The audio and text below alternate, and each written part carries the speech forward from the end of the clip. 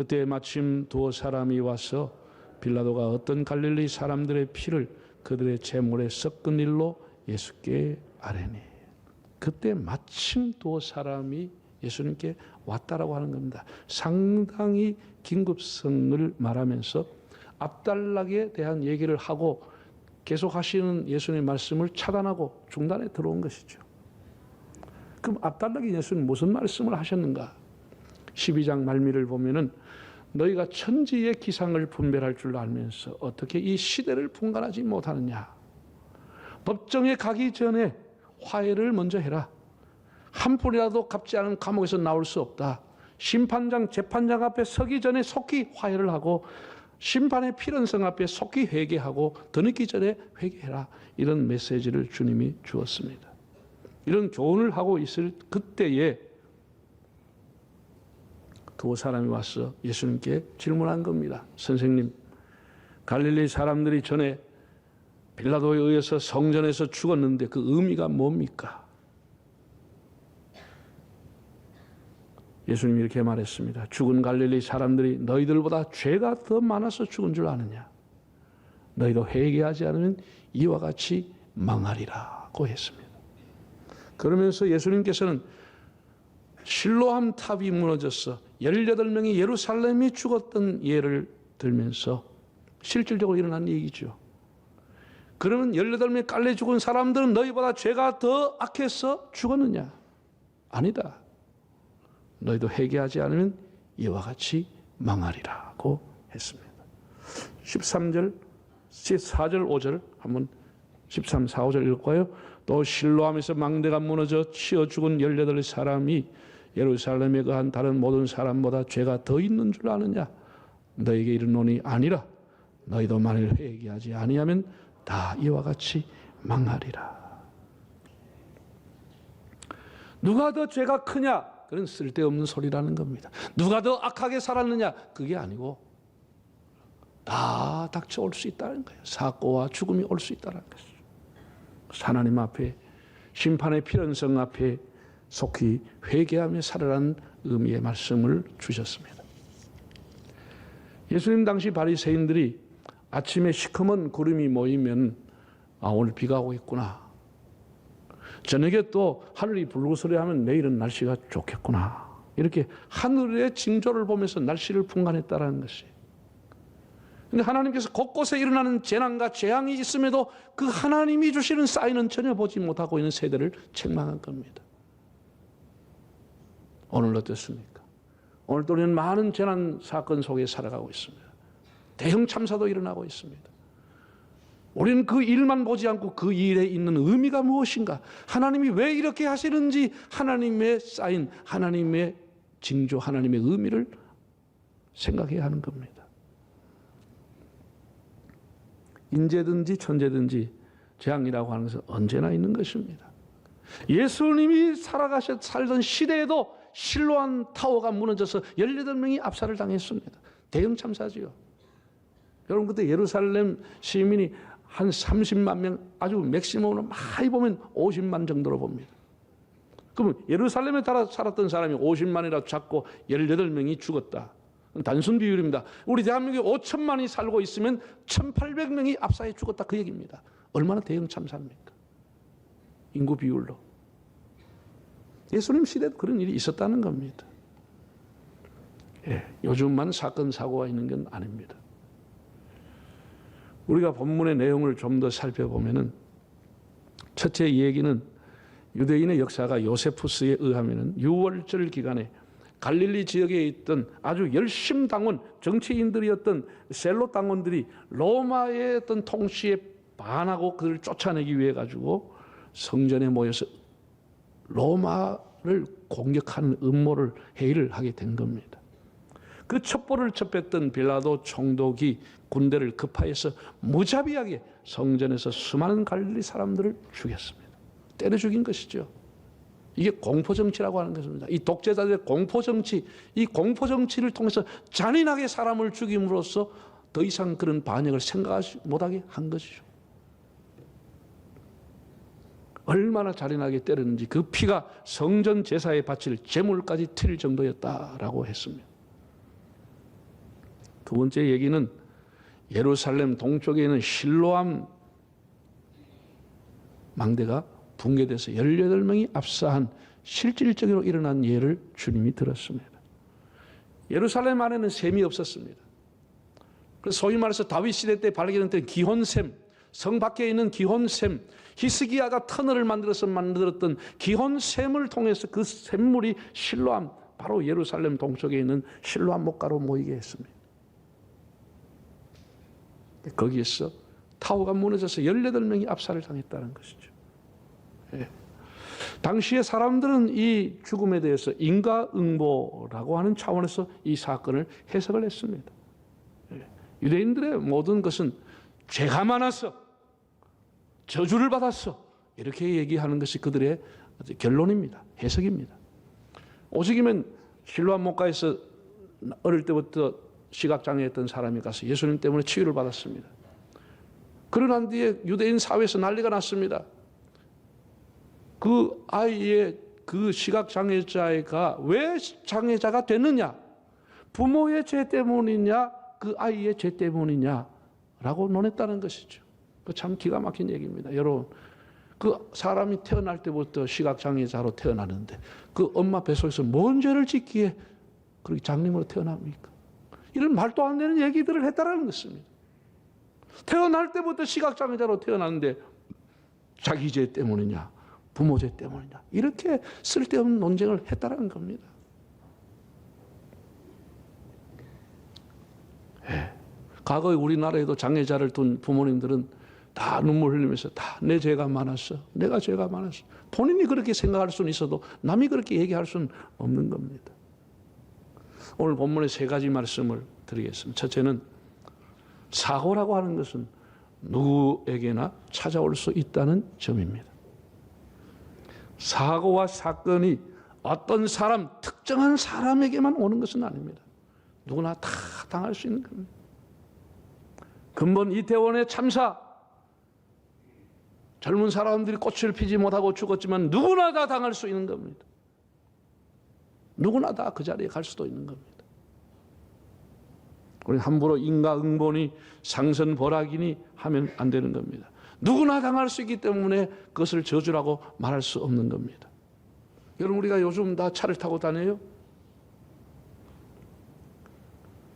차를 내가 아무리 20년 동안 모범적으로 운전을 잘하고 신호를 지켜 다녀도 앞에서 음주운전, 난폭운전, 졸음운전, 역주행으로 들이닥치면 피할 길이 없는 겁니다. 사고 날 수밖에 없습니다. 심하면 목숨을 잃을 수도 있습니다. 내가 신호를 잘 지키기 위해서 신호를 보고 멈췄었는데 브레이크를 밟지 못하고 신호를 보지 못하고 졸음운전자가 그냥 쾅 쳐버리면 그냥 한순간에 목이 떨어져 버릴 수도 있는 겁니다.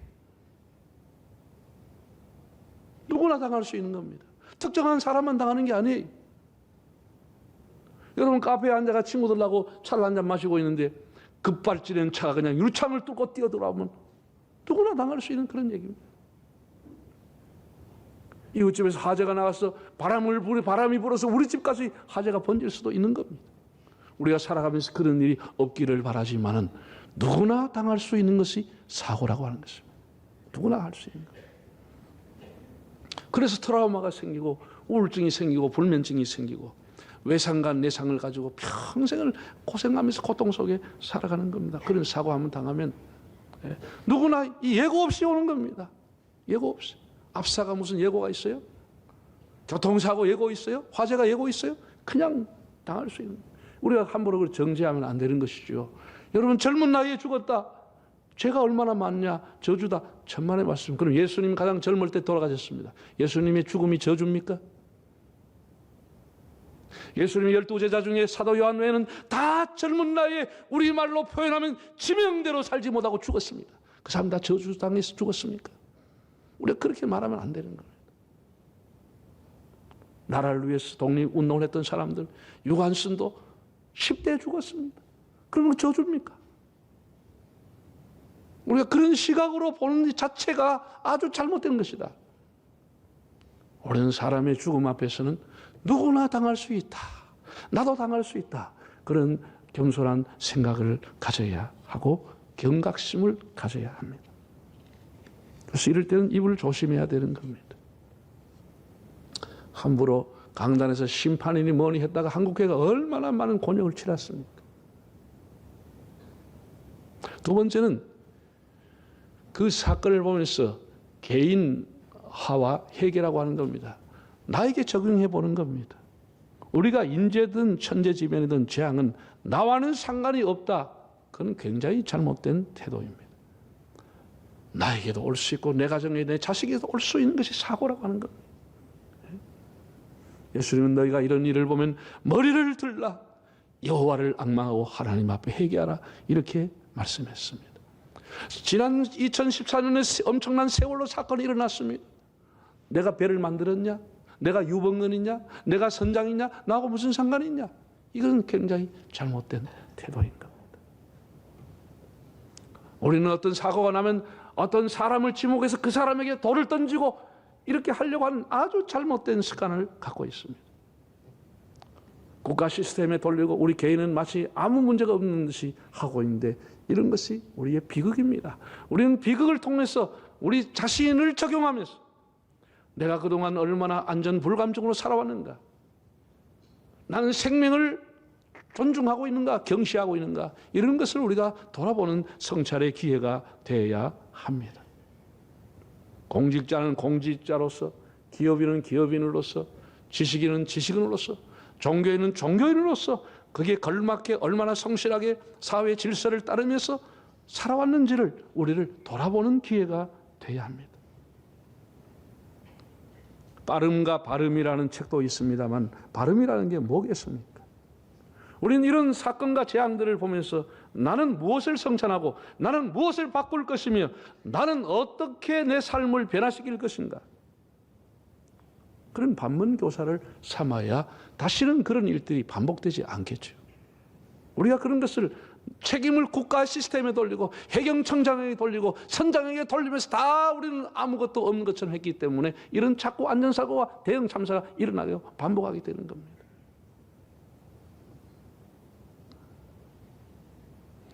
떠나간 사람들을 추모하는 가장 좋은 방법은 그들이 못다한 삶까지 우리가 진지하게 사는 것이고 성숙하게 살아가는 것입니다.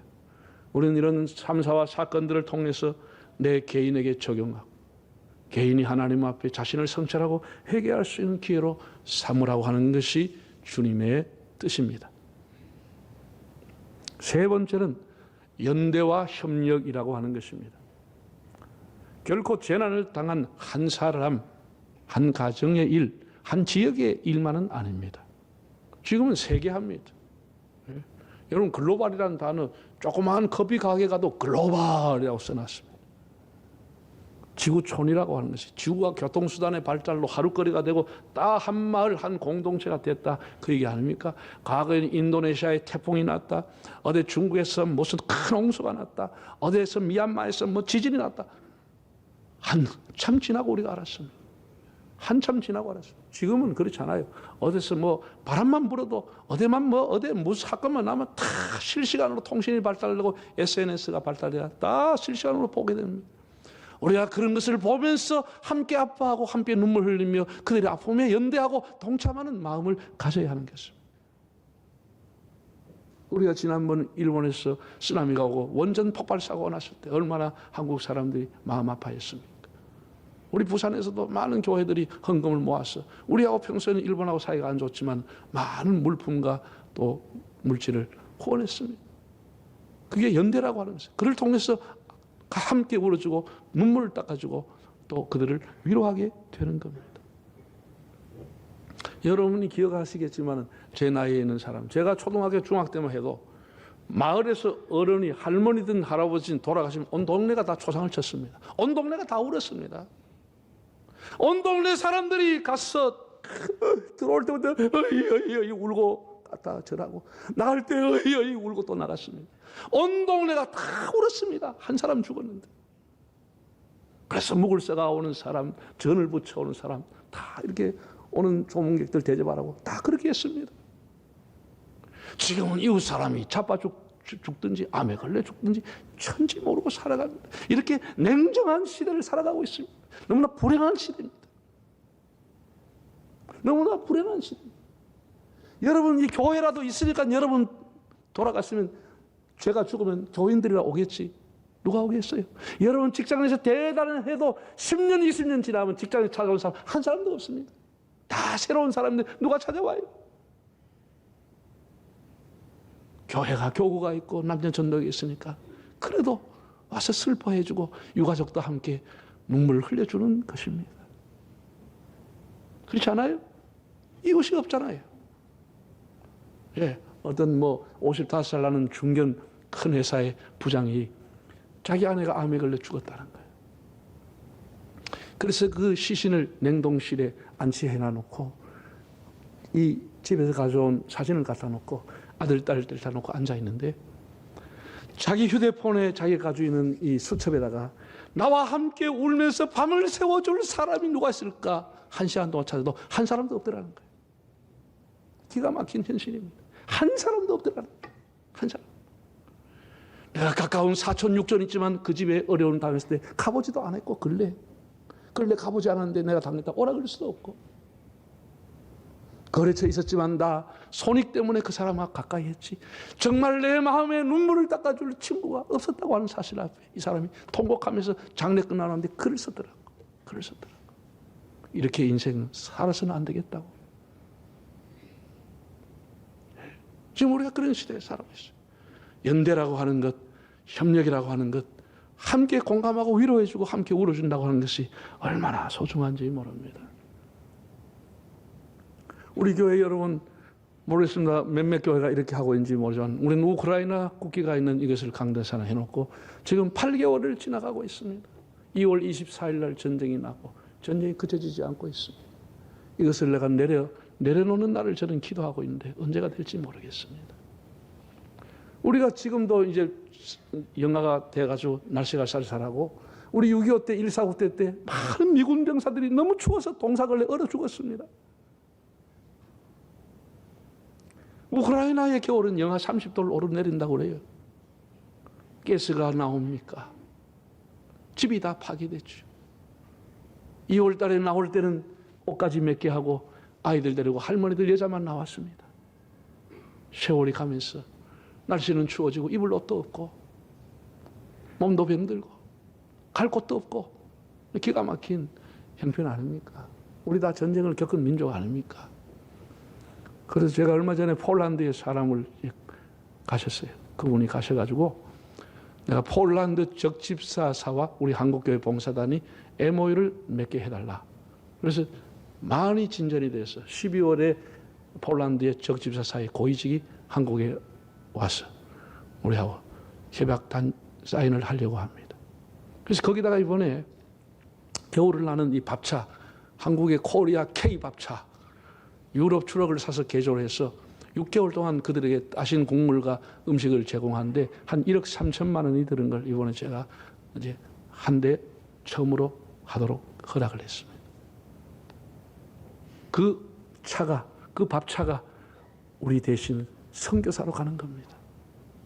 우리 대신 사회복지사가 돼서 폴란드 난민촌으로 가는 겁니다.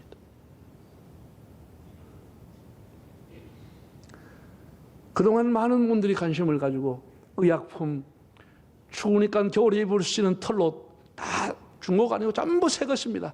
한 20억 되는 물건을 보내왔습니다. 그래서 속히 다음 주라도 컨테이너에 실어서 보내드려라. 그렇게 하고 왔습니다. 우리가 연대하는 겁니다. 함께 아파하고 함께 눈물 흘리고 같이 나누는 것입니다. 예수님께서 빌라도에게 잔인하게 죽은 사람이나 실로암 망대가 무너져서 압사당해 죽은 자에 대해서 너희도 회개하지 않으면 이와 같이 망하리라고 했습니다. 망한다고 하는 말을 예수님이 2번, 3번 하셨는데 그 말을 헬라의 원어 성경을 찾아봤더니 헬라어 단어가 아폴리미라고 되어 있습니다. 아폴리미, 이 단어의 뜻은 파괴하다, 멸망하다, 죽는다는 동사입니다. 다시 말해서 망한다고 하는 말이 죽는다는 말입니다. 사람이 왜 죽어요? 다 죄 때문에 죽는 겁니다. 이건 너무나 보편적인 것입니다. 특별한 사람만 죽는 게 아니고 다 죽는 것입니다. 회개하지 않으면 다 죽는 것이. 먼저 죽느냐 나중에 죽느냐는 시간의 차이뿐입니다. 그냥 다 죽는 것입니다. 죄의 경중을 따라서 빨리 죽거나 늦게 죽거나 하는 것이 아니고 그냥 다 죽는다. 주님의 말씀은 그겁니다. 죄 많으면 빨리 죽고 죄가 적으면 늙어서 죽는 게 아니고 그냥 다 죽는다는 겁니다. 아볼림이 다 죽는다는 것입니다. 우리는 이런 것을 보며 인과응보로 해석하거나 그렇게 보면 안 됩니다. 여러분 욥이 한 거하고 피를 토하면서 고통한 게 뭡니까? 욥이 졸지에 자식과 재물을 다 잃었습니다. 온몸에 만시창으로 병들었습니다. 그 소식을 듣고 자기의 친구 서희가 찾아와서 욥을 위로하며 욥과 함께 제에 앉아서 일주일을 울었습니다. 그리고 난 이후에 대만 사람 엘리바스부터 욥에게 변론하면서 공격하기 시작했습니다. 죄 없이 망한 자가 있느냐? 죄 없이 망한 자가 있느냐? 네가 하나님 앞에 무슨 죄를 얼마나 크게 지었으면 이렇게 졸지에 다 망해버리느냐? 어떻게 자식이 다 죽냐? 한꺼번에? 어떻게 그 재산이 다 무너지느냐? 네가 사람도 하나님도 알지 못하는 무슨 큰 죄를 짓느냐? 라는 얘기를 세 사람이 돌아가면서 하게 되는 겁니다. 욥은 그것은 아니다고 하나님 앞에 발로동하면서 그건 아니다 이렇게 변론한 것이 욥기서 40장에 1장부터 40장까지 다 그 얘기입니다. 그러면 그들의 말이 맞았습니까? 죄를 많이 지어서 욥이 그렇게 저주를 받았습니까? 재앙을 맞이했습니까? 하나님은 여기에 대해서 너 아니라고 말씀을 했습니다.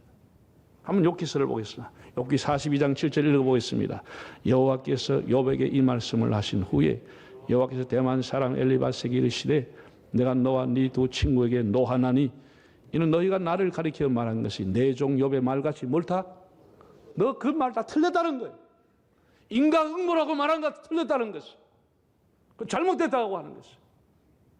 하나님이 욥이라고 하는 사람을 특별히 믿음으로 영적으로 연단하기 위해서 하나님이 작정하신 일인데 그렇게 재앙으로 죄 때문에 죽었다 이렇게 해석해서는 안 된다고 하나님이 말씀하신 것입니다. 여러분 혹시 여러분 자녀가 일찍 잃었거나 혹시 여러분 무슨 일을 당해가지고 장애를 입었거나 낙심할 필요가 없는 것입니다. 여러분의 재앙 때문에 여러분이 저주를 받아서 산 것이 아닙니다. 여러분 죄 때문에 그런 게 아니에요. 하나님의 또 다른 뜻이 여러분에게 있게 되는 것입니다.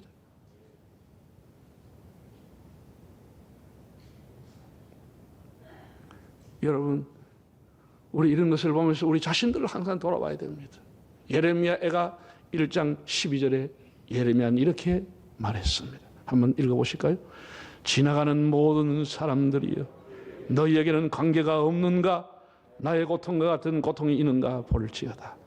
여호와께서 그의 진노하신 날에 나를 괴롭게 하신 지나가는 모든 사람들이여 너희에게는 관계가 없는가? 너희를 살펴봐라. 이태원 뉴스를 보는 사람들이여 너희에게는 관계가 없는가? 너희를 살펴봐라. 이태원 참사를 보고 비난하는 사람들이여 너희 자신을 돌아봐라. 너희와는 관계가 없는 일이냐?